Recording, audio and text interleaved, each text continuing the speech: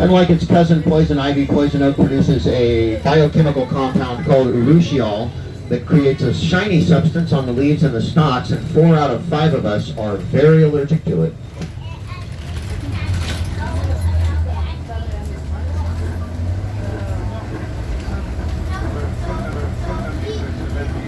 However, it's fairly easy to identify.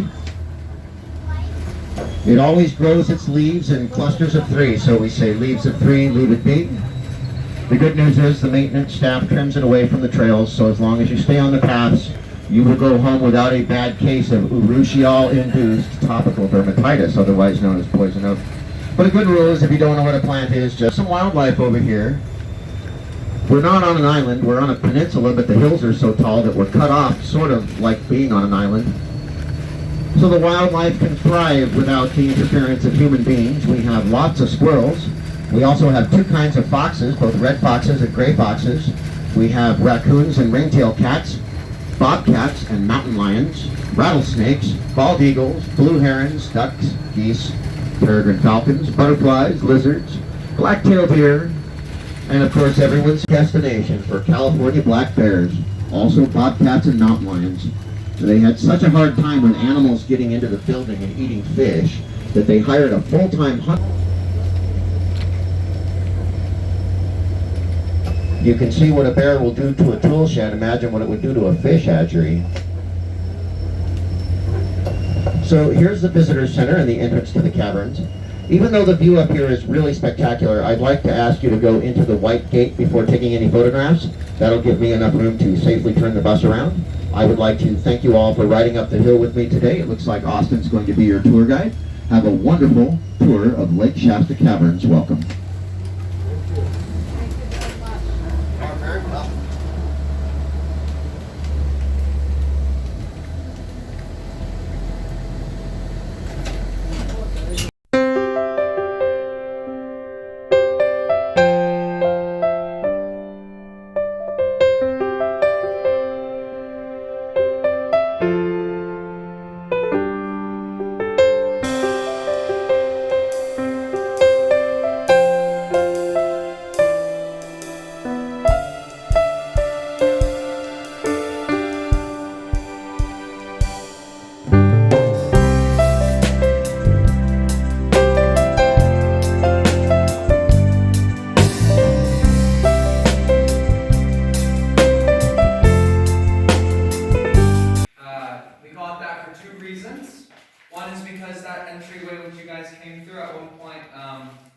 Was actually just in the 60s, was not explored. This area that we're coming through today, that was found by miners. They were commissioned by the Thompson brothers, who were the first people to have commercialized the cave. Now,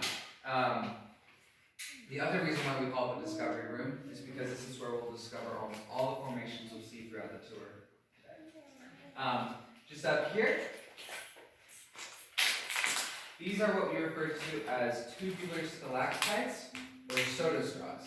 On the inside, there's about the diameter of about 1 droplet of water, and that water actually will seep through, and eventually calcite crystal will form on the bottom of this formation. Just over here, you'll see what happens when one of these soda straws clog up. The outside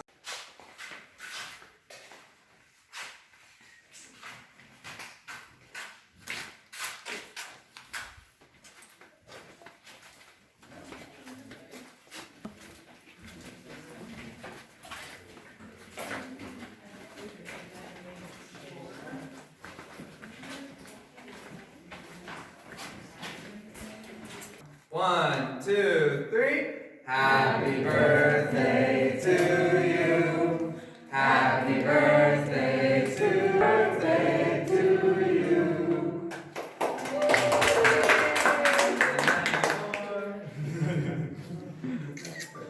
Where's the cake?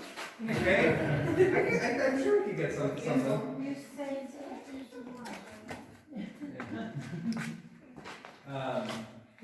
That was fun. Just back here, this is what we refer to as the Thompson Tunnel. It goes back about 30 feet and then abruptly stops. They were attempting to actually get to another room, However, when they got to the chamber where they thought the new room might be, they stopped. Yeah, I'll leave that up there. When you guys were coming up the stairs, you might have noticed that it cut off a little bit, and there was a gate that continued up. The reason why that's no longer accessible is that was the entrance that was used before this room was discovered in the 80s. So, practically pure calcite. There are some minor impurities, but you're able to see practically through it. Now, as we go further down, you'll see iron oxide, which you asked if it had a negative connotation earlier, or if it negatively affected the cave. Iron oxide just impedes light, but in fact, calcite will eventually grow over it again. So, yeah. Second thing, just behind me, you'll see what we call coralloid. Coralloid. Never mind, regardless, sorry. Coralloid forms in little clusters. We also call it cave popcorn. It forms in one of two ways. The first is underwater. If a cave is submerged underwater, little air pockets will form around impurities, attracting. Alright, looks like everyone's in here. Yeah, I haven't lost someone. I hope I don't today. Now this is what we call the basement room or the dead room. Don't let your imagination. I did. They're very sensitive to them. Because very few charitable existed at that point. Charitable groups, that is, sorry.